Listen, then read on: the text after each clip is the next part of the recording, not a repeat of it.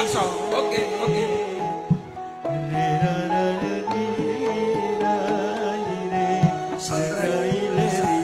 Dalan Watu, Kecamatan Watu. Loro ati. Tombo ati, tombo. Aku lho, kowe muni ket mau aku meneng ae. Gentenan. Lho umume tombo ati. Loro ati. Tombo ati kono loro. Limo perkarane. Tombo ati limo. Kaping siji eruh tangga gelange gedhi. Iya larati iki. Heeh. Kaping loro Masuk. diselingkuhi bojo. Loro. Kaping telu sing lanang elek sing wedok ayu. Yo sakit dadi. Kaping papat ora duwe dhuwit pacar minggat. Tak nom-nom ya. Kaping lima duwe entek diapusi rondo. Rondo pirang. Salah sawijine mesti tau nglakoni. Kudu sing sabar yen ra sabar stres terus mati.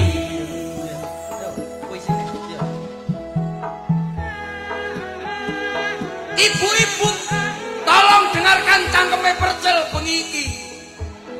Sampeyan rungokne lak bojomu rong duwe aja ngeyel tuku gelang ben bojomu ora gampang setruk. Umpamane ra duwe dhuwit kon tukone gelang karet udah cukup bagi Anda semuanya. Contoh wong lanang sangat luar biasa. Wong wedok sangka lara luweh kok 15 ora gelem. Kudung lara luweh 15 ora gelem. Wong lanang sarung sitok sampe ngluntung dek sik sabar. Isu awan sore bengi wong lanang nyambut gawe delok wong wedok enek sing senam sak kancane. Iling-iling iki omongane wong lanang yang sangat tertindas kepada perempuan-perempuan. Aku ngomongin ngene iki sebab aku nglakoni dhewe. Masalah curhat. Umpamane bojomu kok pengen dolan ngopi karo kancane, ya wis ben dolan. Delok awakmu ya waleh ning omah. Sebab apa kowe ora tau masak, ora tau macak. Wong lanang agek mulih ning omah, delok wong wedok ning arep TV karo ngemi anake ngepleh kene. Kuwi ya lara atine wong lanang. Aku dhewe kaya ngene iki, nyambut gawe bengi iki duwike tak kene bojoku kabeh. Ngerti ya kowe, ora tertindas piye wasamu. Aku ngene iki sabar-sabare wong jane asline. Wes bengi iki akhire dagel. Munggah panggung, kowe guyu-guyu. Mulai lah kowe ngene iki dhewe ditene bojomu. Ora ngerti kowe masamu. Apa-apa ngaku tok. Mbok ning arepku iki ana polisi ngene karo sing wedok mesti wedi. Sampai saene lah wong lanang disentak wong wedok mlungker. Aku dhewe nglakoni ora usah sapa-sapa. Golek ana lurah camat sembarang disentak sing wedok ngono.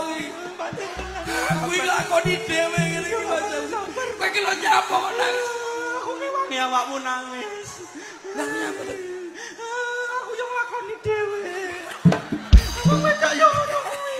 Wong wedok yo ngene wong lanang dadi kalah-kalahane wong wedok. Ngene iki kaya tuyul, Pak.